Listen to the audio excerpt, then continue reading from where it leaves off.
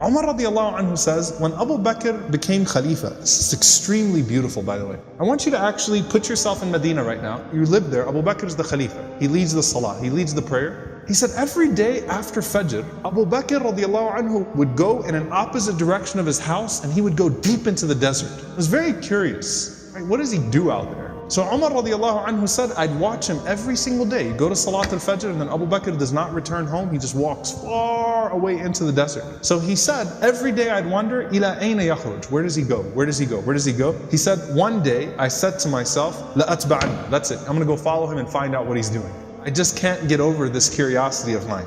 So Umar radiallahu anhu said, I kept the pace from him to where he was at the end of my eyesight, meaning I walked just as far away to where I could still see him. And then he said, I saw him go into this beat up old house. So Umar radiallahu anhu said, I quickly went and I hid behind. And he said, he spent a long time in there. It wasn't like a short amount of time. He spent a long time until after the sun was up, meaning it was getting hot. This is after Fajr, this is way past Duha, way past sunrise. And it got hot and then Abu Bakr radiallahu anhu left the home and he made his way back to Medina. He said, this is way out of the city of Medina now. This isn't even the city of Medina right now. Way out of the city of Medina. So Umar radiallahu anhu said, I waited until I could no longer see him, meaning he made his way back to Medina. And Umar radiallahu anhu said, I knocked on the door, okay? And he said, this woman opened the door. She was elderly, she was frail, she was blind, and there were a bunch of little kids running around, okay? So I said to her, Assalamu alayki, ma sha'nukum ya amatullah. I said, peace be unto you. What is your situation, O servant of Allah? And she said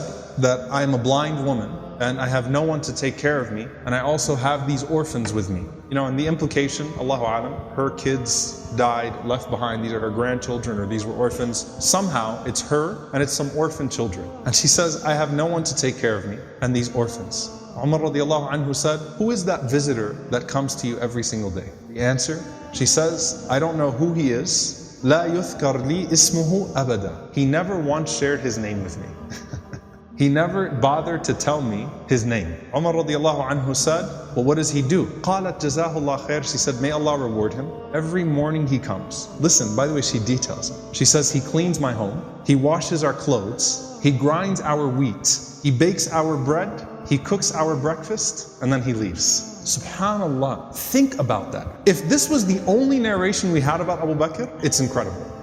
Seriously, the leader, the head of the ummah, the Khalifa, the most important man in the ummah right now, with his station, with his status, and he goes out every morning to this house and he doesn't even tell the woman what his name is. He's just consider me a secret fa'il khair, right? Just some good doer. Washes the clothes, cleans the house, grinds the wheat, bakes the bread, cooks the breakfast, and then makes his way back to govern the ummah. That is absolutely incredible.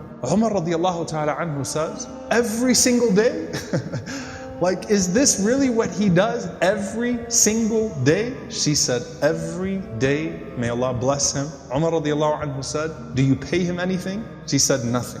Umar radiallahu ta'ala anhu started to cry and he said, أَتَعَبْتَ الْخُلَفَاءَ بَعْدَكَ يَا أَبَا بَكْر. You have exhausted every successor of yours, O Abu Bakr. You've exhausted us. Anyone that comes after you is exhausted.